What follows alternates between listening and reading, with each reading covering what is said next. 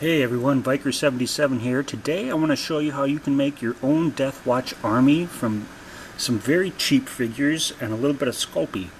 You could get yourself a bunch of Clone Wars Death Watch guys, but I've said it before, I just don't like the Clone Wars figures. They're just too skinny, they just don't look good to me. So here's what I did. I went down to my Walmart, got myself a bunch of these figures. They're called the Core New Recruits. They cost $2 a piece, and if you're into customizing like me, you're going to really like these figures. Now, if you're going to do customizing, there are a few things that I think you absolutely have to have. The first is Sculpey. If you're not familiar with Sculpey, it's just clay. It's a clay that is soft at room temperature. It stays nice and soft until you cook it in an oven. Now it's a low setting type of clay, so you can just cook it in your regular oven at about 200 degrees. I cook mine at about 150 for about 15 minutes. Actually, I just have a toaster oven that I use for my Sculpey. That way I keep all my Sculpey and my food separate. Anyway, so you take this figure that I showed you, you take your hobby knife. That's the other thing you're going to need if you're going to get into customizing. Sculpey, hobby knife, and a hot glue gun. You get those three things and you can do some pretty decent customizing stuff. You take your hobby knife and you cut off this guy's face. You just leave a stem. And then what you're going to do is you're going to make a Sculpey mold of a Mandalorian figure. So you need an original Mandalorian figure. I'm going to show you this guy. That way I can show off a guy that I painted. I'll probably have a video on some of my custom painted Mandalorians a little bit later. And you take your Sculpey and you work it in your fingers so it's nice and soft. And then you make a mold of his face.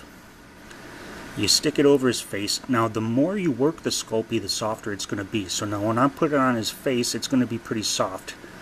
And it's not really good to take it off right now because you won't get a good impression, because when you take it off it'll be too soft.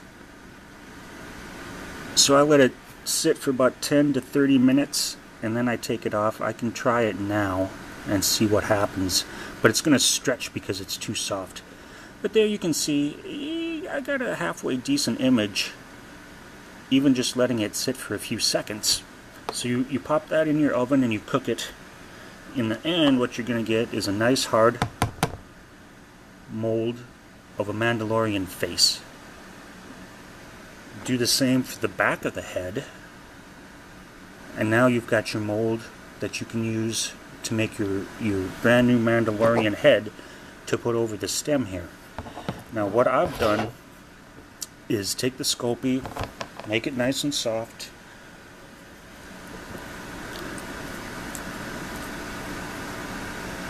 push it in the mold.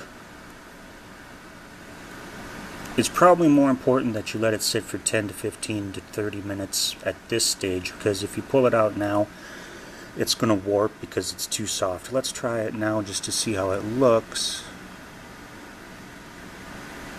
It actually doesn't look that bad.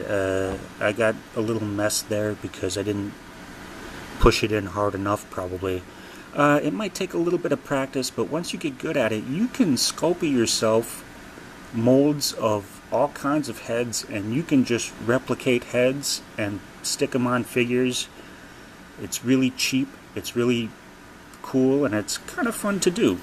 So once you've done that, what you want to do, now I've learned this from experience, is make the two different pieces and harden them first, and then you can hot glue gun the helmet onto the figure. Because if you hot glue gun something and then you stick it in an oven, I learned this the hard way, the hot glue is going to melt and you're going to have a big mess. So anyway, in the end, you glue this helmet on, you paint it blue, silver, black. I'm going to have to say this might not be my best helmet. This was the very first one.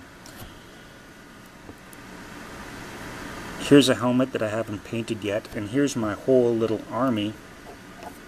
Sorry, I've been too busy with other stuff and a little too lazy to complete the painting, but you can see the difference. When you're done, you've got a pretty decent looking little Death Watch army. Please imagine that those are all painted. Now the figure is a little bit bigger than 3 3/4 inch. I think it's probably about a 4-inch figure. So that's really the only drawback. However, for $2 a pop, it's not a bad little Death Watch army. If you've got any questions, let me know, and I'll try to get back to you. Hope you enjoyed this video, and take it easy.